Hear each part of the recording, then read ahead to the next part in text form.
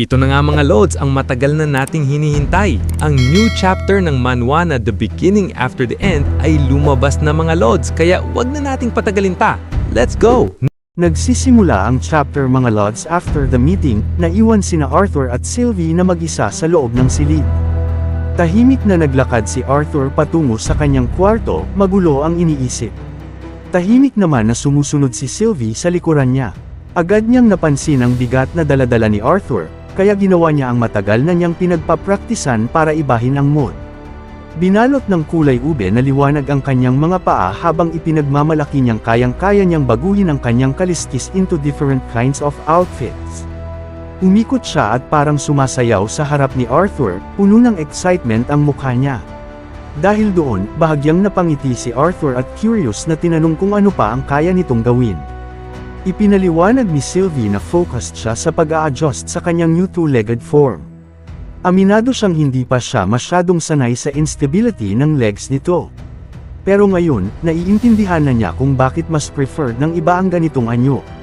Namangha si Arthur habang nakikinig. Sa isip niya, kahit libo-libong beses na silang nag-usap through their mind link, iba pa rin pala ang feeling kapag face-to-face silang nag-uusap ng ganito.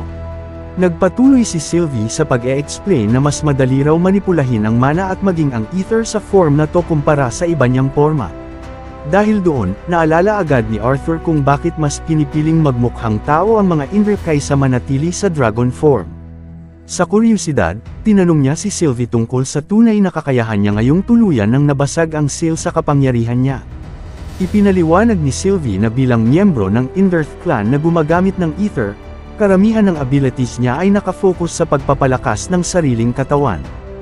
Kasabay nito, nag-release siya ng bright white light na pumuno sa buong kwarto.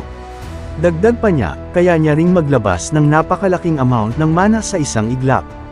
Bagamat halatang naguguluhan si Arthur sa lawak ng ipinapakita nitong kapangyarihan, lalong siya kinabahan ng mas lumakas pa ang enerhiya na inilalabas ni Sylvie. Agad niya itong pinigilan at sinabing, "Hoy, huwag mong sirain ang kwarto, o mas malala pa, ang buong kastilyo." Napatawa si Sylvie at pabiro nitong tinukso si Arthur, natatakot na ba ang makapangyarihang yan sa isang maliit na babae? Hindi nagpatalo si Arthur at sagot niya, mahirap naman tawaging munting babae, ang isang nilalang na may matutulis na sungal. Tsaka madalas ka pa rin matisod sa sarili mong mga paa, mas mabuti nang huwag mong ilagay sa panganib ang lahat ng nasa kastilyo. Dahil doon, agad pinakupo ni Sylvie ang kanyang kapangyarihan. Maya-maya, naging seryoso ang tono niya. Sinabi niyang natutuwa siya dahil nabasag na ang seal, mas magiging useful siya sa mga susunod na missions. Pero may parte raw sa kanya na parang hindi pa rin pamilyar. Ramdam niya na sobrang lawak pa ng mga kakayahang hindi niya lubos na nauunawaan. Mahinahon na pinakalma siya ni Arthur. Sinabing marami pa siyang oras para mas makilala ang sarili niyang kapangyarihan. Tutal, ayon sa napag-usapan nila sa meeting, lalo lang magiging magulo at mapanganib ang mga susunod na araw. Biglang natahimik si Sylvie. Makalipas ang ilang sandali, mahina niyang sinabi, kahit ano pa mangyari, meron pa rin tayong isa't isa na maaasahan.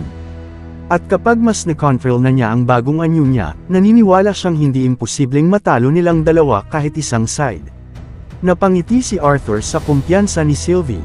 Sa isip niya, hindi man ganoon kaganda ang tsansa natin, mas mabuti na yan kaysa dati. Humiga siya sa kama habang iniisip ang mga maaaring mangyari sa hinaharap. Muling nagsalita si Sylvie at iminungkahi na magsanay silang dalawa bago sumabak sa next mission kung may time. Gusto raw niyang subukan hanggang saan ang control niya sa ether sa bagong form na to. Napabuntong hininga si Arthur at sinabing, sana swertehin pa tayo at makatulog ng maayos kahit isang gabi na walang gulo. Ngunit biglang sumagot si Sylvie na parang naagaw ang katahimikan. At sa mismong sandaling iyon, may kumatok sa pintuan ng kanilang silid. Pagkabukas, agad na nagbigay galang ang isang sundalo kay Arthur at humingi ng paumanhin sa pag-abala sa ganitong oras ng gabi. Halatang nag-aalinlangan pa ito bago tuluyang sinabi na nais siyang makita ni Commander Varian sa piitan. Nagulat si Arthur pero hindi siya nag-aksaya ng oras.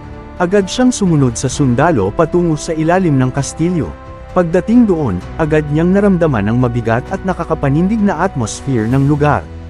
Tahimik lamang siyang nagmasid sa mga taong naroon na tila naghihintay sa kanyang pagdating. Si Sir Ian ang unang bumalikat sa katahimikan at sinabing kumpleto na sila ngayong nandito na si Arthur. Naguguluhan naman sina Byron at Haring Olduan. Tinanong nila kung ano ba talaga ang dahilan ng biglaang pagpupulong at bakit hindi na lang ito hinintay hanggang umaga. Agad nagpaliwanag si Varian. Itinuro niya ang isang lalaking nakatikip ang mukha sa tabi niya at sinabing si Ento ang nagdala ng balita, may isa na raw sa mga bilangguang nagsalita. May sinabi si Ento sa sariling wika, pero si Varian lang ang nakaintindi kaya siya na ang nagsalin. Ayon sa balita, napagsalita na raw si Gentry, isa sa mga bihag. Agad na nagtanong ang Reyna kung ang tinutukoy ba nila ay ang retainer. Umiling si Varian at sinabing hindi pa sila sigurado. Napatanong si Arthur kung nasaan na si Gentry at bakit naghihintay lang sila sa labas imbes na pumasok na. Ipinaliwanag ni Ento na paparating na si Master Gentry. Ilang sandali pa, biglang bumukas ang mabigat na pintuan sa dulo ng pasilyo. Makapal na usok ang lumabas bago dahan-daw ang lumitaw ang isang kamay. Maya-maya, tuluyang lumabas ang isang matandang lalaki habang walang emosyon na pinupunasan ang dugo sa kanyang kamay gamit ang basahan. Agad siyang tinawag ng isa sa mga naroon at tinanong kung ano ang nangyayari. Humingi ng paumanhin si Gentry sa lahat at ipinaliwanag na inaayos lang niya ang restraint system ng retainer nang bigla siyang tawagin ito. Hindi na napigilan ng hari ang pagkamausisa at agad na tinanong kung ano ang sinabi ng retainer at kung tuluyan na ba nila itong napasuko. Umiling si Gentry at sinabing hindi pa rin nila nababasag ang katahimikan nito. Biglang tumaas ang boses ng Reyna ng mga elf sa inis. Bakit niyo pa kami kinakaladkad pababa dito kung wala naman palang mahalagang resulta? Habang sinusubukang pagkalmayan ng Haring Eth ang Reyna, inayos ni Gentry ang kanyang salamin bago muling nagsalita. Bagamat hindi pa raw nila napapagsalita ang retainer, sa tulong niya ay sa wakas ay nagsalita na rin ang traidor na si Rhodys. Pero may isang kondisyon, si Arthur lang daw ang gusto nitong kausapin. Biglang nabalot ng katahimikan ang buong lugar. Lahat ng mata ay napatingin kay Arthur, at maging siya mismo ay hindi maitago ang gulat sa mukha. Hindi rin maitago ni Byron ang galit niya. Mariin niyang sinabi na si Rhodys ang dahilan kung bakit nahati sa dalawa ang kaharian ng mga dwarf at nadungisan ang kanilang pangalan bago ito umalis at iniwan sa kanila ang gulo. Para sa kanya, wala itong karapatang magdikta ng kondisyon. Napaisip ang hari at nagtanong kung posible kayang may balak itong makipagkasundo kay Arthur. Pero ayon sa Reyna ng mga elf, kung simpleng kasunduan lang ang pakay, sana ay kinausap na lang nito si Varian o ang iba pang miyembro ng konseho. Tumingin si Varian kay Arthur at mahinang nagtanong kung baka may kinalaman ito kay Elijah. Bahagyang yumuko si Arthur bago tahimik na sumagot na iyon din ang kanyang kinatatakutan. Sa isip niya, hanggang ngayon wala pa rin silang ideya kung nasaan si Elijah o ano na ang totoong nangyari. Sa sandaling iyon, muling bumalik sa alaala ni Arthur ang mga araw kasama si Elijah, ang masasayang tawa pagkatapos ng misyon, ang mga panahon sa Zai Academy. Naalala niya ang dating Elijah, mabait at mapagkakatiwalaang kaibigan. Natigilan si Arthur sa pag-iisip nang biglang umubo si Gentry para makuha ang atensyon nila. Ipinaalala nito sa konseho na napakahirap para sa kanya na mapasunod at mapapagsalita si Rhodys. Kaya mas mabuting samantalahin na nila ang pagkakataon habang handa pa itong magsalita.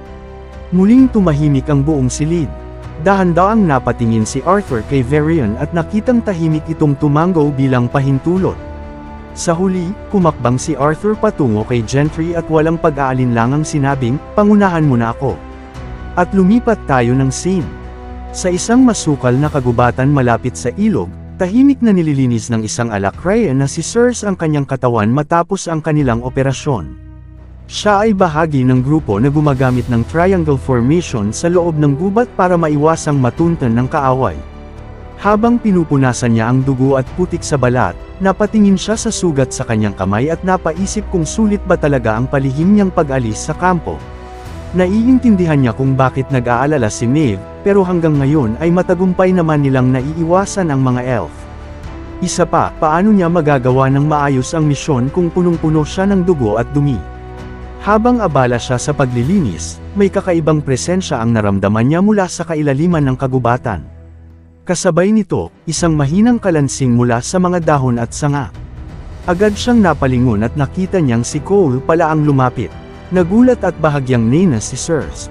Tinanong niya kung bakit ito sumunod at kung kaya pa nitong panatilihin ang barrier kahit ganito kalayo mula sa kampo. Nag-aalangan sumagot si Cole at sinabing hindi niya kayang mapanatili ang barrier ng mag-isa.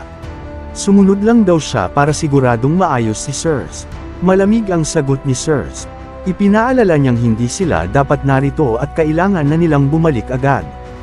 Kapag nalaman daw ni Finn na pareho silang umalis, siguradong pagbabayaran nila iyon. Kaya agad silang naghanda para bumalik. Pero bago pa sila makalayo, biglang may kakaibang presensya na naramdaman si Cersei sa likuran ni Cole. Mula sa kadiliman, 4 na palaso na nababalutan ng berdeng aura ang mabilis na sumugod patungo sa kanila. Sa kabutihang palad, mabilis na nag-react si Cole at naglabas agad ng barrier para harangin ang pag-atake. Kasabay nito, sumigaw si Cersei at inutusan siyang tumakbo na. Nararamdaman daw niya ang 3 kalaban at kailangan nilang makabalik agad sa kampo. Mas handa raw lumaban sina Finn at Maeve. Habang mabilis silang tumatakbo sa gitna ng gubat, lalong nila nararamdaman ang paglapit ng mga humahabol. Nang lingunin nila ang likuran, nakita nilang mabilis na sila naabutan ng mga elf. Pero bago pa sila tuluyang mahuli, eksaktong dumating ang kanilang mga kasama. Sa isang iglap, hiniwas sa dalawa ng isang alakrayan ng elf na humahabol kina Cersei. Kasabay nito, isa pang elf ang nagpakawala ng palaso mula sa malayo, pero bago pa ito makapagpaputok ulit ay tinamaan na ng sibat ng isa pang alakrayan. Hindi pa tapos doon, isa pang elf ang sumugod gamit ang espada at halos tamaan ang isang alakrayan. Mabuti na lang at mabilis na naharang ng kasama nito ang sibat, kaya Nos Alba ang nakamamatay na pag-atake. Mula sa likuran, ang babaeng may kulay violet na buhok ang sumigaw para balaan silang tumingin sa likod. Kasabay nito, nagpakawala siya ng naglalagablab na apoy patungo sa elf na palihim na sumusugod mula sa likuran. Sa loob lang ng ilang segundo, nilamon ng apoy ang katawan ng elf hanggang sa tuluyang mawalan ng buhay. Napamura naman ang isa nilang kasamang lalaki habang galit na tinatanong si Cersei kung ano ba talaga ang nangyari. Ngunit nanatiling tahimik si Cersei at walang masagot. Dahil doon, agad silang pinakalma ng violet-haired girl at sinabing mamaya na ang paliwanag dahil kailangan muna nilang makatakas. Wala nang nagawa ang lalaki kundi tumalikod habang pidgel ang inis. Ngunit doon nila napansin ang kakaibang kalagayan ni Cersei. Nanginginig ang buong katawan niya habang mukhang takot na takot sa isang bagay na hindi nila makita. Nagkatinginan ang mga kasama at nagtatakang tinanong kung ano ang problema. Dahan-daang itinaas ni Cersei ang kanyang tingin. Kitang-kita ang matinding takot sa mukha niya nang ibunyag ang bagay na kanyang nararamdaman. Hindi lang iilang elf ang paparating, napakarami nila. At dito lang nagtatapos ang chapter na ito, mga lods. Huwag niyong kalimutang mag-like, mag-comment, at mag-subscribe sa YouTube channel natin, at mag-follow sa Facebook page. Salamat sa panunood. See you sa next recap. Kung nagustuhan mo ang mga video na ito ka-T-Recap, don't forget to leave a like and subscribe, at i-hit mo na rin ang notification bell para updated ka sa mga bago pa natin mga video. Salamat at maasim na araw.